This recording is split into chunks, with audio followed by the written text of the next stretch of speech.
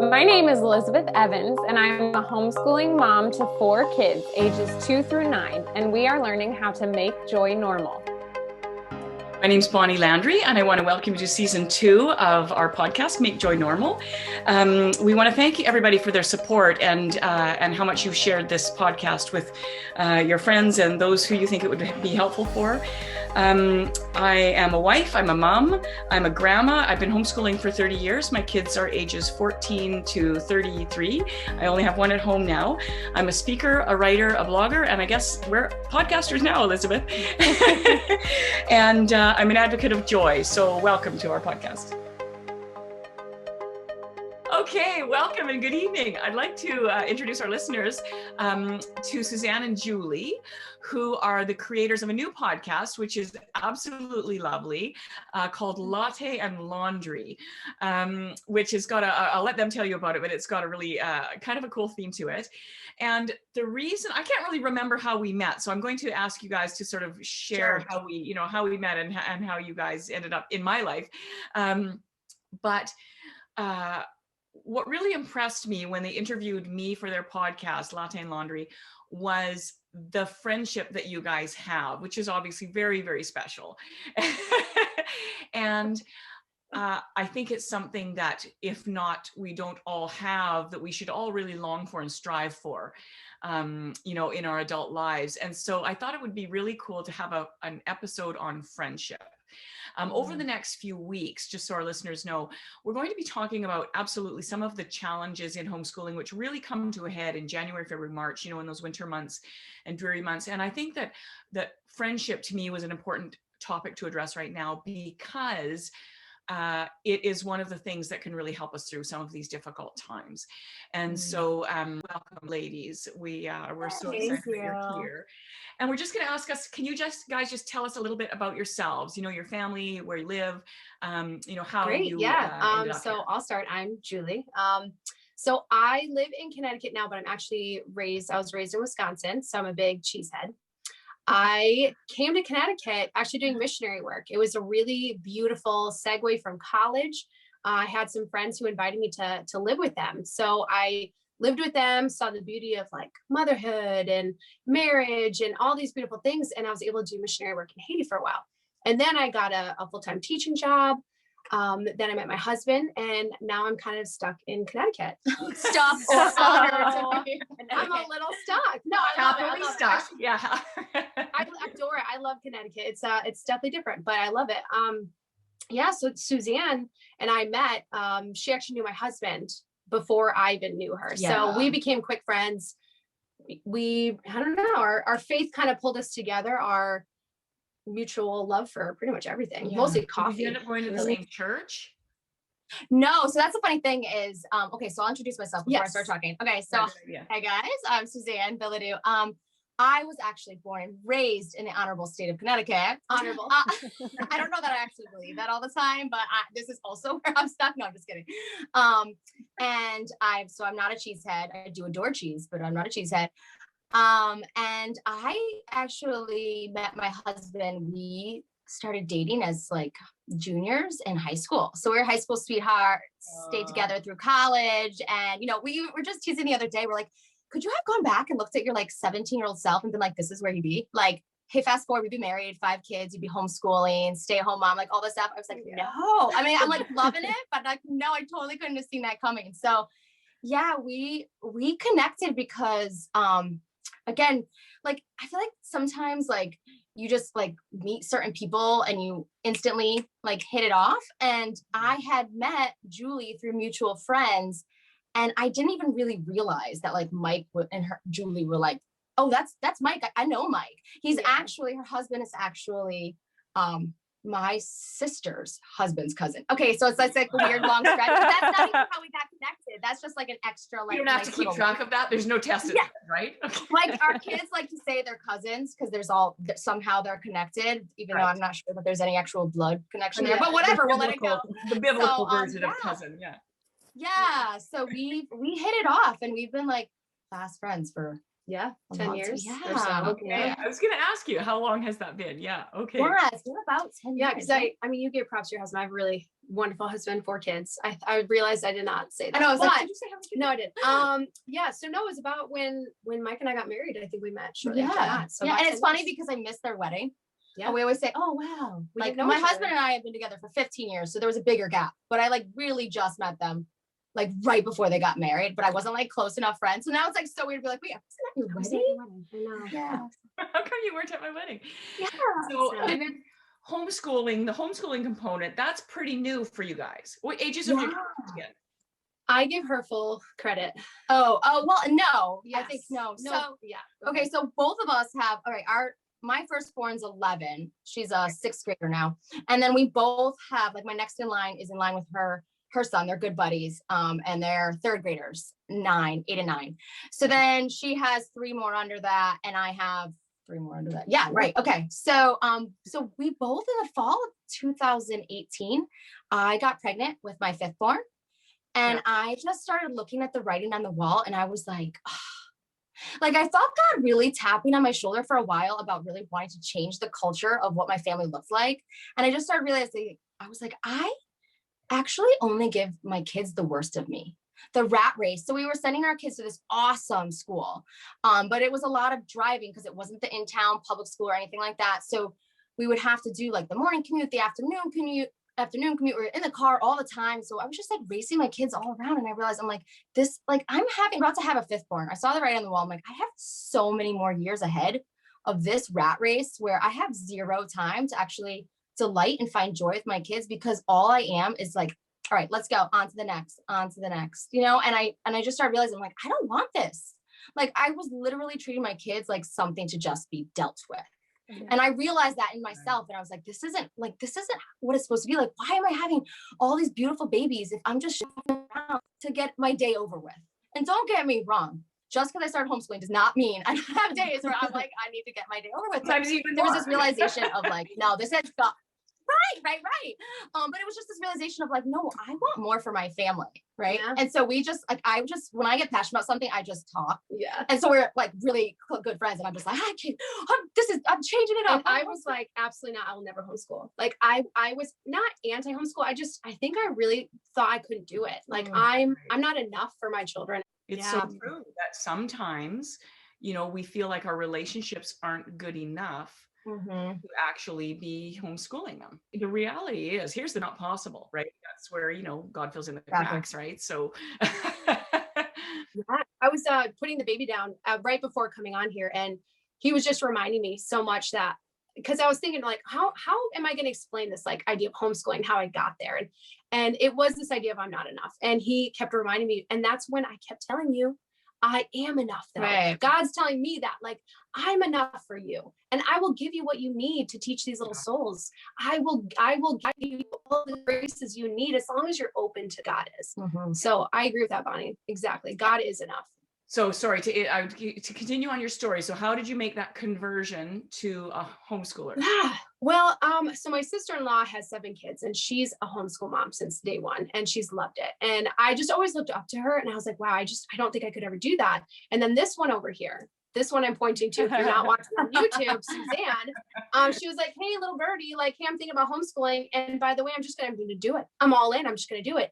And my amazing husband goes, hey, I've been really praying about this. And I've been listening to these talks and listening to podcasts. I think we should pray about homeschooling. And I was like, no, no, absolutely not. You're not going to pray. Like, no. Well, that's the funny thing is I tell people this all the time. They're like, oh, you wanted to homeschool. I'm like, no, honestly, I didn't want to. Like I had many of my own selfish reasons where I was like, no, like I enjoy folding laundry without people climbing all over me. And that I can kind of squeeze that in right now, you know? So, but there was this real sense of, the more time I actually devote around the relationships in my home, the more joy I would actually end up finding and the more joy-filled home we would have. And I really, like, God just kept tapping that on my shoulder. And so there was this, like, I mean, we had talked about it.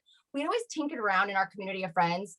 We have a really pretty tight knit community, we always tinkered around like, oh, we should just homeschool. And everyone's like, yeah, ha ha ha. And I was like, I'll do it if everybody else. Yeah, we always were like, well, if everybody does it. And this year it was God was really good because there was this deep conviction in me. It was a slow process where I was discerning it. I interviewed people. I really was prayerfully discerning it.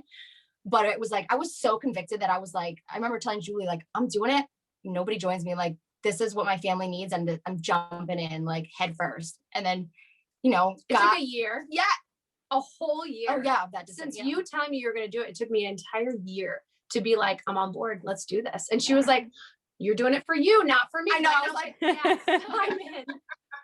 And now we're like never looking back. Yeah. You know? Yeah. Yeah. Awesome. So it's been so awesome. Yeah.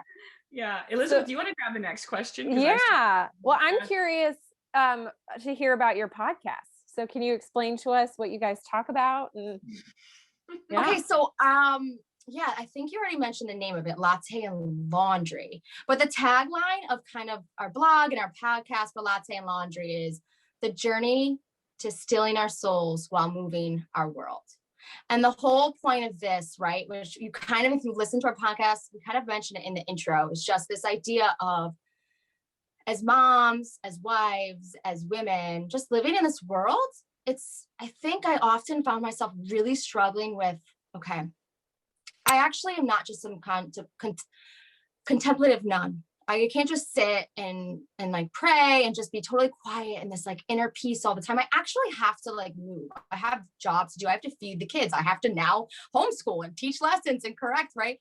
So it's this real like understanding of the struggle to really try to be still inside, right? This like centered soul while actually moving and doing all the duties that God has set out before us, right? So that's kind of like in our intro of our podcast, we say that it's like, you know, it's this balance we're trying to find in motherhood, wifehood, sisterhood, and everything else as we like slowly crawl and attempt to reach the greater heights of like sainthood. So like that's the underlying premise, and kind of like the underlying theme is this like balance seeking. Yeah, we use Martha and Mary as our baseline, you know, that idea of being both Martha and Mary. And that's Bonnie, when we were like cracking up when you came out with Martha. We're like, no, it was awesome. No, like, you're like, no way, we couldn't believe like how that world is like coming, and people need to realize like we need to be both Martha and Mary. We need to be doing as a Martha, but we need to be sitting at the feet of Christ as a Mary in every moment. Yeah. And so finding that balance, like Suzanne said so beautifully, like you have to find that balance every day, in every moment, at every second, whether you're washing dishes, changing a poopy diaper, whether you're homeschooling, like whatever you're doing, but it's really hard. And that's like the idea of the words latte and laundry is like the latte, we're big coffee drinkers. So the latte is like that's often if I'm like having prayer, morning prayer, or like this quiet inner, you know, contemplative moments, I'm often sipping a coffee. So that's like our you know, our stillness, the latte, and the laundry is the working, the doing. It's the Mary and the Martha. That is kind of the underlying theme of the podcast. It's a great idea. We had a really fun interview, and that was really clear in that interview that was, you know, that finding the balance, and for mothers, that's really it's a really juggling act, right? Yeah, exactly. That's I'm totally a Martha. And that was great. You're totally a Martha. We're totally Martha. Well, it's funny because we teased about like, you know, should we have something we always ask the people that we interview? And one of the things we had talked about was like, who do you relate more to, Martha or Mary? And we were like, I cannot wait to find the person, if we asked that, who would say Mary. Like I would love, I'm sure there are. Right? Because there are Mary and Marthas, but I'm like, I'm just such a Martha. Julie's such a Martha. So many people we know are Martha. So I'm like, where's the Mary? I can't right. Yeah. And I think like one time we heard it described that, I don't know if this came up on the interview that we did, but described as that Martha is the active life, right? That, you know, the vocation that is active, and Mary represents the contemplative life. Yeah. Right? You know, and so most of us have not chosen that. That's why we're listening to podcasts on how to do it better. Right. You know, and so, you know, but it is such a, it's such a juggling act, and we are so, anyway, so I'm really grateful for what you guys have done, for sure. I think. Oh, thanks. Well, we like, if we haven't mentioned this yet, we're so grateful for what you guys are doing because we were your biggest fans. prior to like, so we're like Yeah, no Elizabeth, joke. our Like, biggest fans. no, like when we first got wind of you, Bonnie, and this podcast, we were struggling in the homeschooling world a little. You know, it was a huge adjustment. Yeah. And so it was really great when we, you know, you guys became like something that we became aware of, because then we were just like feeding our soul with good. And I think we talk about this, like you were saying, about like finding that balance, the still and the working. And I think in the homeschooling world specifically, that's been a real struggle, and something that I'm like, real, I mean, I think it's going to be probably every day, but that I'm fighting for. And I think what's really funny, I almost like laugh at myself, is if you know me, I'm extremely type A personality. Like I am like, everything always has to be organized, checklist, you know, and I don't, maybe not my drawers, like my drawers are probably cluttered and stuffed, but the counters and everything look really clean. So you'll come to my house and it'll look clean. Type A right across the board. That's just not possible. Yeah, right. So I'm extremely type A, but I think it's through listening to people like yourself and the conversations that you and Elizabeth have that have been really good for me, because I think in my homeschooling journey, if you knew me, you probably wouldn't expect me to be the type of homeschooler that I am, because I'm way more like family learning, read alouds, like all the stuff that, and I think it's because of why I entered homeschooling, right? Like I didn't come from this angle of I just had to get out of the school I was doing, or I'm going to teach my kids all the best ways to learn. It wasn't that. My kids were getting a great education. Like things were really good. And I had this like tapping on my shoulder of like, but I want something better for you guys. And so that really set the stage for, at least for my family. And I feel like you're similar, where it's a struggle to not just totally get caught up in the checklist. So something that you've always said, Bonnie, that I've always really struck me in my heart was this idea of relationships over stuff, people over stuff, right? So yeah, so that's just been something that I kind of lean on a lot in my homeschooling journey, is when I get caught up in the checklist and the doing and making sure I'm getting the assignments, and I look and I'm like, wait, okay, this kid's in 3rd grade. What are they supposed to learn this year? And when I start to spiral down that path, but I circle back to like, what was my why? Why did I do this? And it was for this great family culture. And if I'm like beating them to death over a lecture of some assignment, that's not going to push that culture that like I so know that I'm desiring for our family. And more fruit comes out of it when I focus on the relationship over the stuff, right? And they're not going to learn any better because you demand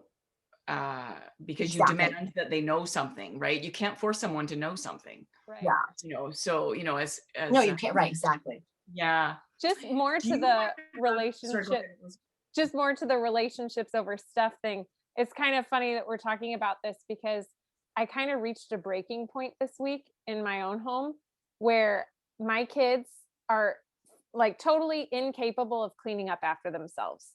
And here I don't know if we've even announced this yet, but I'm 5 months pregnant, and it's like, I'm getting to the point where I can't be bending down.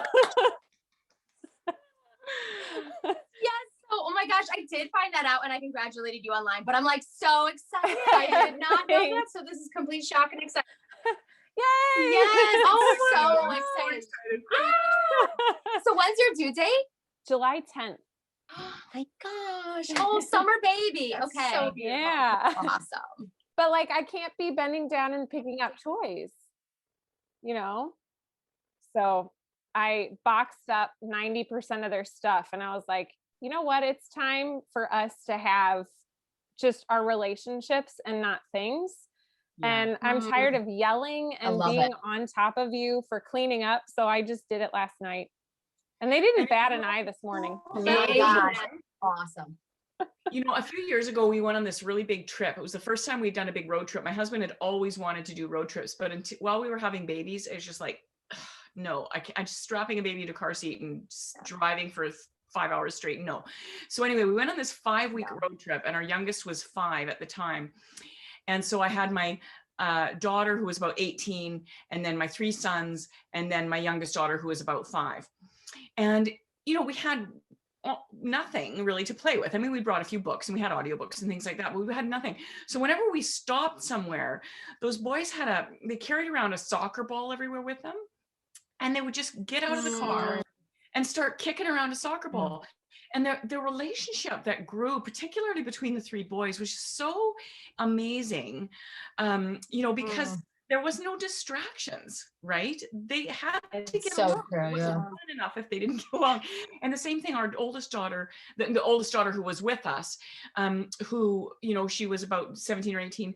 And our relationship with her just really blossomed in an adult way because there was no, you know, housework and dinner to make and all that stuff. You know, it was just it was amazing, you know, and I think travel really does that for you, right? That you really realize how little you need in order to really foster joy and happiness, you know? Yeah. So true. I really want to get into friendships because that's a topic that I think is so vital. So let's veer into that as much as I want to continue down this path. I want to know, what was the quality that drew the two of you into a friendship with each other? And it might be different for both of you. So That's a great question. For me, I can answer that pretty easily. I mean, there's so much about Julie that I love. Oh my gosh. But one of the first things, and it's grown, right? It's like almost like a marriage where you think you loved your spouse, like when you got married, and you might have gone through a lot more now over the years of marriage, like the hard work of it. But then you like look at each other and you're like, I love you so much more. Like I thought I loved you. That's a joke. I love you so much more, right? So it's like that now with Julie, where I'm like, I love her to a whole new depth. But I think originally when we first became friends, I had a tragedy in my family where I lost my younger brother in a pretty tragic way. And she was pretty pregnant with her second born at the time. And we were good friends, but not like so close. And she literally dropped everything. I just remember like her presence like nonstop. And I think was it St. Thomas Aquinas that says friendship brings out the best in one another through forgetfulness of self. And I think that was just like the most beautiful example of it, because she literally like forgot her entire self. And I just remember like looking at her, and I mean, I was kind of in a daze and out of it. I had 3 young kids, like my youngest was only like 7 months at the time. So this like couple weeks was somewhat of a blur, but I just remember her like literally always being there, like doing everything we needed for the wake, everything we needed for the funeral, driving this and that person. And it was not even questioned. I didn't have to ask. She just like threw herself down. And I just remember looking at her and having this like sentiment of like, oh, like she's a keeper. Like she totally like, you know, and it was, I'm like blushing over here. I love you. I love you. Yeah. So for me, I think that was definitely it. And she could probably attest to this, but over the years, our friendship has just gotten so much more like intimate. And to be really honest, if I'm going to be really authentic here, I think doing the podcast has been, and you two have probably experienced this yourselves, but like has just really pushed our relationship in a whole new way. Because we were already friends before this. So it almost was like this risky thing to do this together, because, you know, it's a lot of, it could be bad. And it's just been really great because we have had some tears, we have had some hard moments, but in a way that we only came out on the other side so grateful for those hard moments, because it stretched our relationship and pushed us to be like really more authentic and real with each other and more vulnerable in a way that I don't know that I have with a lot of women, to be honest. So in that sense, that has just been really beautiful for us. Yeah. Well, I think for Elizabeth and I, because we didn't know each other, our friendship has developed. We haven't had any tears yet, have we, Elizabeth? Yeah. You're like, you guys are a month in and you're already because having we didn't tears. know each other when we started this, and I just had this sense that Elizabeth was the right person, right? We had a common friend who put us together. Okay, it was Cat actually, and but when I met Elizabeth, she just seemed like the right person, and for me, a lot of it was just your frankness, you know, and just kind of your willing to be vulnerable, like right off the bat. Like, you know, even your introduction in the very first, you know, our first season of the podcast was like, you know, I'm a new homeschooling mom and I'm just here to learn something. It was just so, I sort totally of lovely. agree.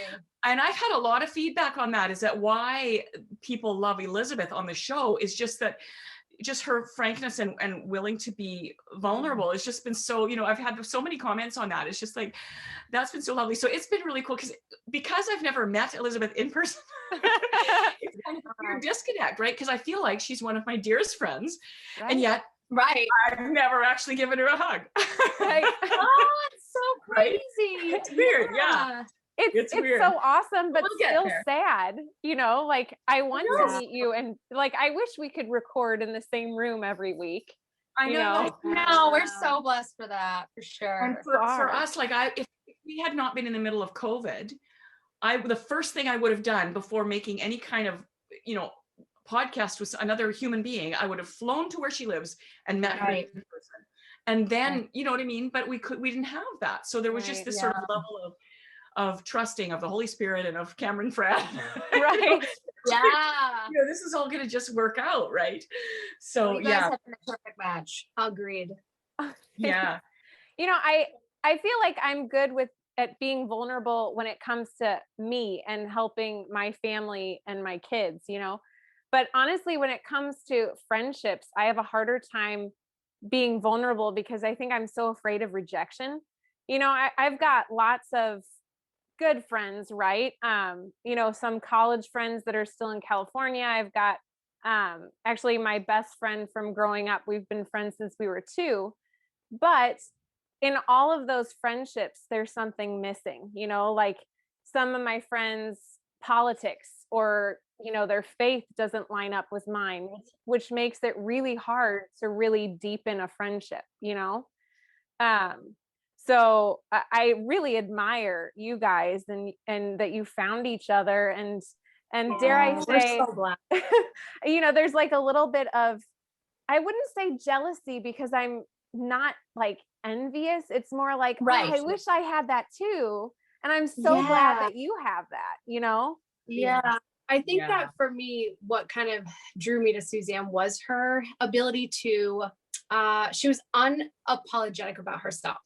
And I was drawn to that because I'm a little nervous like you, where I'm like, I'm really scared of rejection because I think maybe I've been rejected in the past.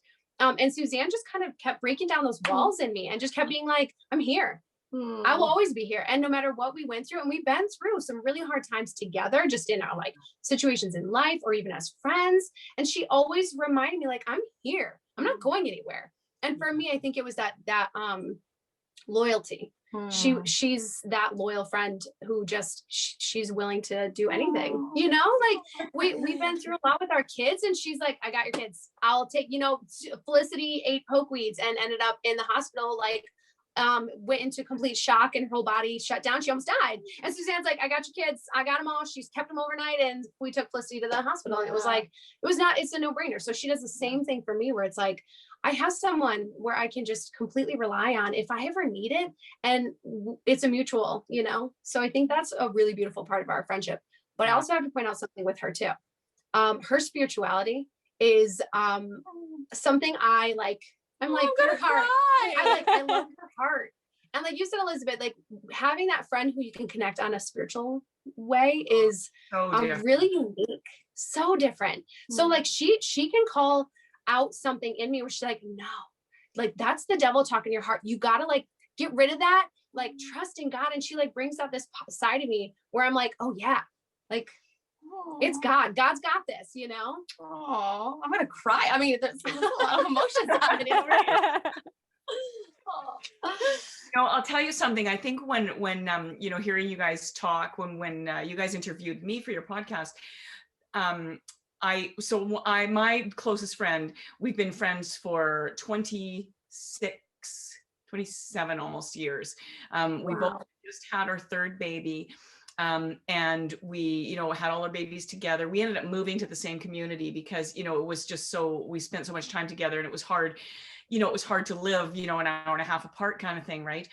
And so, something in your relationship really reminded me of my friendship with Lori. And I toyed with the idea of asking her to come on, but Lori is super introverted, right? Oh my God. I just thought, oh, no way, I'm not going to put her on the spot like that. But it would be really painful for her, I'm sure, to be on here. But she is a lot of what, like our initial attraction was that we much parented in the same style, right? And we really held each other up in that. And a very, when it was just not, it was weird to kind of be disciplining the way we disciplined and whatnot, right? And but for Lori too, it was her spiritual life. Like she would be the person where I'd be, I might be fussing about something or whatever. What do I do about such and such? And she would always say, "Well, have you prayed about it?" Right. You. I love that. Oh yeah, I forgot to bring him up. Yeah. You know, and with Lori and I, okay, so our first intro into friendship was that we met each other and we were both tandem nursing. So we were both nursing like a 1-year-old and a 3-year-old. And it was like this instant, I didn't know anyone on the planet who tandem nursed a baby. And it was like,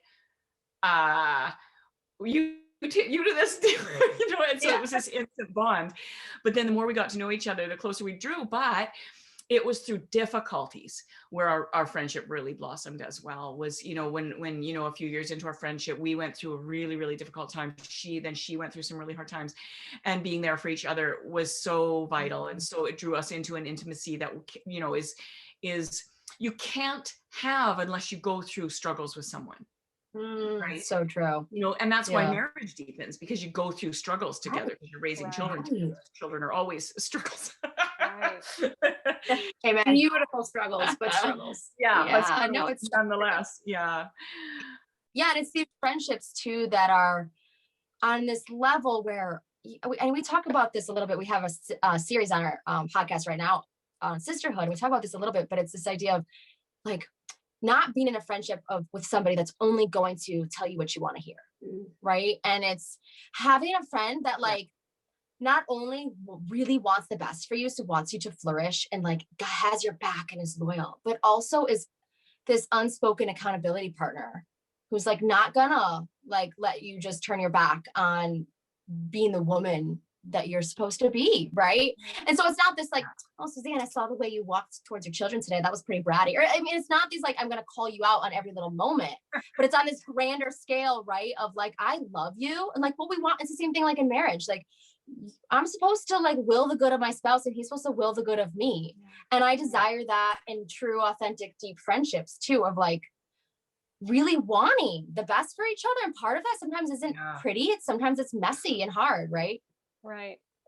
So then there are different friends for different reasons. What are some of the categories you think we need to have different friends for? That's a good question. Ooh, that is a good question. So I guess I would look at like different friends. I feel like all friends need to be uplifting. So I know that there's like toxic friendships where it's like you leave there and you feel it. You know when you're around someone who kind of brings you down and all that. But I feel like all friendships, real friendships, authentic friendships need to be uplifting. And that means you as well for them. So you need to bring the best out of them. So I guess there's different friends, like there's different people I would go to, I guess, like Suzanne is probably one of the most uplifting people I know. So like, if I'm really like, I'm in a dark place, if I'm really down, like she's the one I go to because I know she can help me get out of that point without being super negative about it. You like, she won't enter into the darkness with me. She'll actually pull me out and bring me back to the light. And then, you know, you have some, I don't know. I feel like there's also, so I feel like God places different people in our lives for different purposes and definitely at different times. Yeah. I think, you know, you walk through life, there's like, I would call it maybe like your vocational friendships, right? Whether it's at work or the other parents of the school, of the kids at the school that you send your kids to, or on this homeschooling podcast of the homeschooling group that you belong to, or, you know, these like, they still should be uplifting, but they're more of these acquaintance, good friends, the person you can always like, oh, I'm going to stay next to this person when we're at the like homeschool community because we kind of connect. Right. And then I also feel like, and then I also feel like there's the mentor friendships, right? Of like the ones that like you really like look up to as like experienced and that can help you walk life because they've done a little bit more of the walking.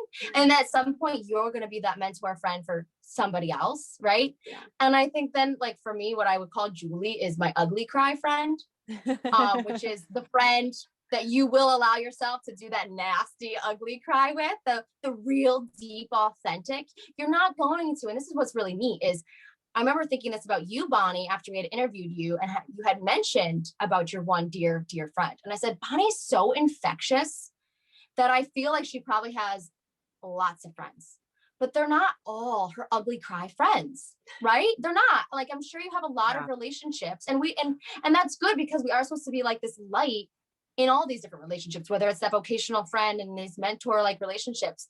But then if you have even just that one, it doesn't have to be a lot, like that one ugly cry friend. And that's what I was saying, Julie, is my ugly cry friend. Yeah, I was very blessed. I had one of my dear friends I lived with for a couple of years, like I mentioned, and she was kind of like that big sister for me. She was that like mentor. I looked up to her. A lot of how I parent, a lot of how I deal with things is a lot from her. So I give her a lot of props because she was just such a beautiful soul, and she kind of like opened herself up to let me see into that world. So I definitely feel like at different times, God places people in our lives. Like I'm not good at keeping in touch with people I'm not around. Right. So, like I have my college friends, my high school friends, people I grew up with, and we communicate here and there, but mostly I'm present with the people that are around me. And I feel like God kind of places those people at the right time for what you need. Mm-hmm. Yeah, for sure. And I mean, some friendships even I think are kind of casual in the sense that like somebody you could go for coffee with, kind of have some conversation with, somebody you could just go shopping with, like that sort of thing as well. I mean, I think it's interesting that you brought up mine because I would say I have a pretty big circle of friends. Most of them are not really close friends. A few obviously are, but I end up in a mentoring role because I'm a kind of a leader personality. I end up in a mentoring role. Like I would say a lot of the, like say moms, I have like a monthly, well, before COVID anyway, I had a monthly sort of moms meetup in our town, right? So we would, whatever homeschoolers wanted to come, I would give a little presentation. Those are all people I would consider my friends, right? They're lovely ladies. And I felt like they're people I could even feel like I could call up or whatever. But not people that I would lean on. Right. But people that I would absolutely consider, in my circle of friends. But I would say the more leadership you have in your life, the more leadership you do in your life, the more you actually need your own mentors. Right. And so that becomes something really important that I know I have people that I can run ideas past or lean on or feel supported by who've walked ahead of me. Right. And those are, those are relationships I really value. And I have a couple of people that I would consider my mentors who don't live near me, but I keep quite close contact with them because I need to lean. Right.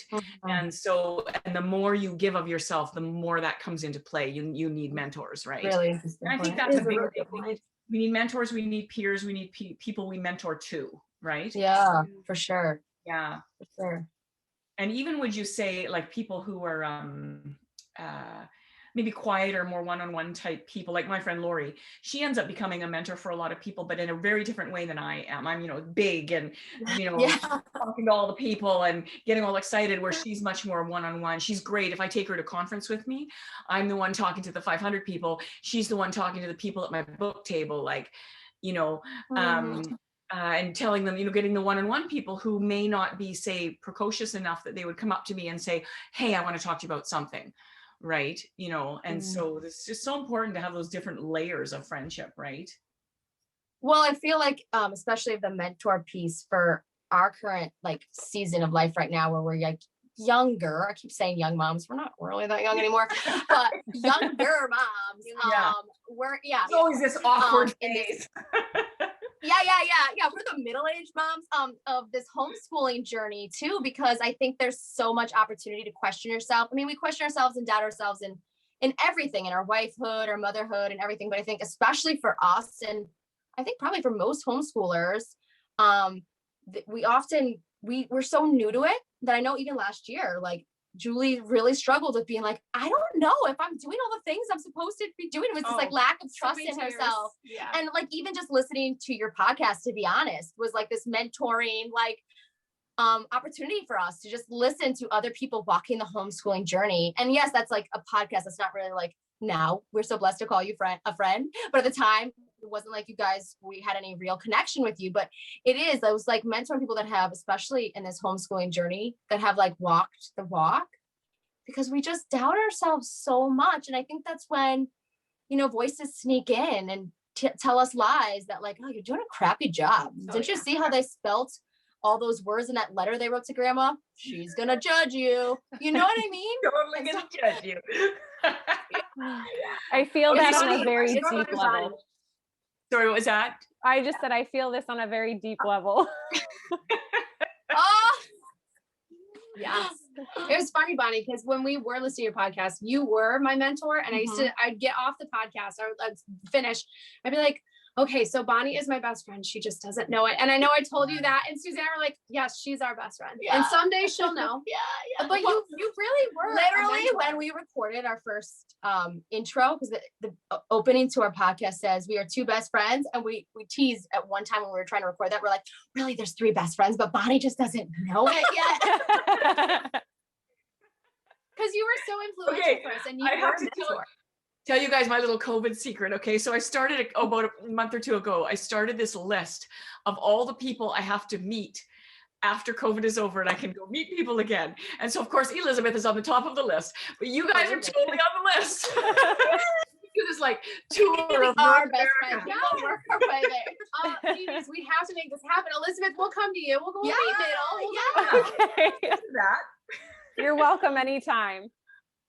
Yay. Okay, so here's I think a really important, this will be our last question, I think, but it's because we're running out of time, but I think it's a really important question. Is some people have difficulty meeting people, right? Difficulty establishing those friendships effectively, maybe in new circumstances or new phases of life, like motherhood, right? What's your take on that? What do you guys feel like needs to happen? You know, what do we need to be open to in order for friendships to blossom? I think it's a little bit different for Susanna just because we are extroverts, but I feel like even someone who's an introvert, putting yourself out there and finding where people are. Like when I moved to Connecticut, I knew one person, like I knew nobody. And I remember like asking around, like what's going on in the young adult community. And I would go to things. I would by myself, as terrified as I was, like I just went. And I remember that's actually where my very first outing, where I was like, okay, God, I'm going to try this. I met the one person I knew. We were there, and then he introduced me to a whole bunch of people. And it was just being able to say yes to that opportunity and just putting myself out there that opened up the world to me. And I'll be honest, that's where I met my husband. Like we met at this place. And from there, all these friendships blossomed. Not like you guys said, it's not all going to be those like ugly cry friends, but like people that you can go grab a cup of coffee with, people you can go to church with, people you can do that with. But it really does take you putting yourself out there and being vulnerable and being authentic, because a lot of times we want to be like that perfect picture of like, I have it all together. Look at my 4 children. They're behaving and they're perfect. No one wants to see that. Like no one wants to be friends. Perfection. Right. Like we were just actually talking about this recently on one of our episodes. This idea of we had just interviewed somebody and she had beautifully said, like, just so you know, I have never been attracted to your perfection. And I just thought that was so beautiful and so true. And that doesn't mean like go the opposite direction, walk around like a hot mess and that will attract people. That's not what I'm saying. But it's this idea of like, okay, if the doors do open, if you have an opportunity, even if it's like, okay, I'm gathering for something for my children, there's other moms around. If you stand in the corner, even if you're a shy person or an extrovert person, but if you stand in the corner acting like, you know, I have my life put together, let me sit on my cell phone, I'm too, unable to make myself vulnerable, that's not going to draw people in. I think sometimes we have to allow ourselves to be kind of the mess we are. Yeah. And it like opens people up to like wanting to be drawn into you, especially if you can be full of a messy joy. Yeah. Right? This like joy that can exude from you even through all of your mess. Yeah. People are drawn to that. And so no matter where you are in life or what your personality is like, don't keep those doors locked up anymore. Don't hide who you are, because that's not, even if you were able to make friends, I think it was St. Francis of de Sales, it says like, don't let people make friends with the mask you wear, because then they'll be friends with your mask, not you. And that's not what we want, right? We want real, authentic relationships, and they will only deepen and blossom when we're real and we let people see kind of like really who we are. And I think it's that time spent with people that gives that opportunity. So if it's just like a quick pass and you're not gonna be like, hey, so this is everything going on in my life, that's not gonna like that the right appropriate opportunity for that. But it's okay if you keep going back to that meeting for your kids or whatever it is, right? Like some homeschooling co-op. If you keep going, you keep seeing the same women week after week or month after month, start to like open up, start to share your heart a little bit, right? And that will hopefully allow people to kind of get to know you. And it's also taking the opportunities like you did, Bonnie, when you looked at your friend and was like, she's tandem nursing too. Like you already identified, we might have something here, right? It's like identify your fellow tandem nurser or whatever it is that you feel like is unique about you. Have your radar up. Oh my gosh, they're doing that too. We might have a connection. And that doesn't mean go chase them down the hall, but it just means like feel it out and like be open to exploring where that could take you. Yeah, that's beautiful thoughts. Thank you so much. I'm gonna tell you guys about something that's going on in my world, because I'm hoping that it will play into friendships to some degree, in a, maybe a different way, but all our friendships are sort of stilted right now. So as kind of a spin-off of this podcast, we've been, for the last few months, been thinking about doing some sort of support network. I've had, this all started because a few months ago, when we first started the podcast, I had 2 or 3 people contact me and say, I love what you're talking about. I love what you're doing, but I don't have a support network. If I'm kind of off on my own, not using a lot of curriculum or using eclectic curriculum or kind of having this more child-centered learning ideal, when I belong to a particular curriculum company or provider or whatever, support is built into that, right? And so, sort of how do I get, so I've been tossing this idea around. So, I mean, I sent out some emails, a bunch of emails to whoever I know and said, just give me some feedback on this idea of having some sort of support network in place. And so how that's actually looking is, it should be up by Monday. By the time this podcast comes out, it should be up. It's a really, really inexpensive membership that I just have a couple of Zoom meetings a week that people can drop in and ask questions and get to know each other, right? And I mean, it's not friendships in your community, but what I'm really hoping for that is that like-minded people gather, right? And I mean, who knows, if it grows, people might be able to have subgroups in their areas where they live. But this is kind of where it's leading, and kind of, what I'm hoping is it's a place where people can be vulnerable. Here's the problems I'm having. How do I work through this? And that I'm not the only person saying, hey, here's some ideas, or here's how that went when I was going through that with my kids, right? And so, I'm hoping that it's a place of fostering friendships, and we all have to be just kind of okay with fostering friendships right now via Zoom, right? It's the reality we're living with, right? Yeah. So anyways, just wanted to wrap it up. You ladies, thank you so much for sharing yourselves with us. It's just been phenomenal. I appreciate you so much. And you're on my list, so we're gonna meet. It could be a year.